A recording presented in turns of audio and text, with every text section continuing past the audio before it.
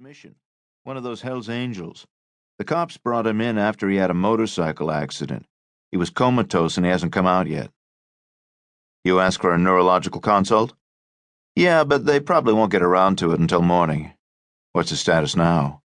We did the usual stuff. Skull films, negative. CSF, normal. Chest films, okay. EEG, vaguely abnormal, but nothing specific.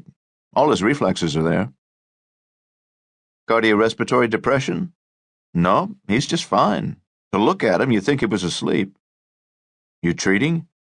No, we're waiting for the consult. Let the neuro boys play around with him for a while. Okay, anything else? No, that's it. Baker smiled. See you tomorrow. When he was alone, Clark made a quick round of the wards, checking on the patients. Everyone seemed in pretty good shape. When he came to the comatose angel, he paused. The patient was young, in his early 20s. Nobody had washed him since admission. His hair was greasy, his face was unshaven and streaked with grit, and his fingernails were rimmed with black. He lay quietly in bed, not moving, breathing slowly and easily. Clark checked him over, listening to the heart, tapping out the reflexes. He could find nothing wrong. They had put an intravenous line into him and had catheterized him in case of urinary retention. The catheter tube led to a bottle on the floor. He looked at it. The urine was bright blue. Frowning, he held the bottle up to the light and looked closely. It was an odd, vivid blue, almost fluorescent. What turned urine blue? He went back to the desk, hoping to catch Baker and ask about the urine, but Baker was gone. Sandra, the night nurse, was there. Were you on duty when they brought that angel in? Arthur Lewis? Yes. What happened? Sandra shrugged. The police brought him into the emergency ward. They figured he'd had an accident, so they took him up to X-ray and checked him over. No broken bones, nothing. All the enzymes and electrolytes came back normal.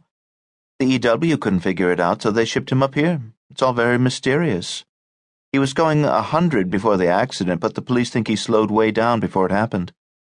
The policeman who found him said it was just as if he had suddenly fallen asleep. Huh, Clark said.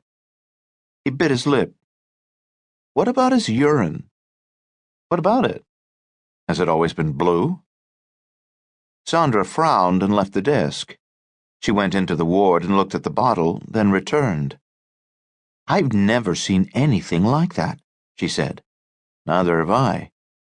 What turns urine blue? I was just wondering the same thing, Clark said. Why don't you call down to neurology and say the guy is still in a coma but urinating blue? Maybe that'll bring them up. 10 minutes later, Harley Spence, chief of neurology, appeared on the 7th floor, panting slightly. He was a white-haired man in his middle 50s, very proper in a three-piece suit. His first words to Clark were, Urinating blue? That's right, sir. How long has this been going on? Apparently it just started within the last few minutes. Fascinating, Spence said. Perhaps a new kind of porphyria. Or some idiosyncratic drug reaction. Whatever it is, it's definitely reportable. Clark nodded. In his mind, he saw the journal article, H.A. Spence, Unusual Urinary Pigment in a Comatose Man, Report of a Case. They walked to the patient's bed. Clark ran through the story while Spence began his examination. Arthur Lewis, 24, unemployed. First admission through the EU in a coma after a motorcycle accident. Motorcycle accident? Spence said. Apparently. He's unmarked, not a scratch on him. Would you say that's likely? No, sir, but that's the police story. Huh. Muttering to himself, Spence conducted his neurological examination. He worked briskly at first and then more slowly. Finally, he scratched his head. Remarkable, he said. Quite remarkable. And this urine, bright blue. Spence stared at the bottle, hesitated, then turned to Clark. What makes urine blue? Clark shrugged. Spence shook his head, put the bottle down.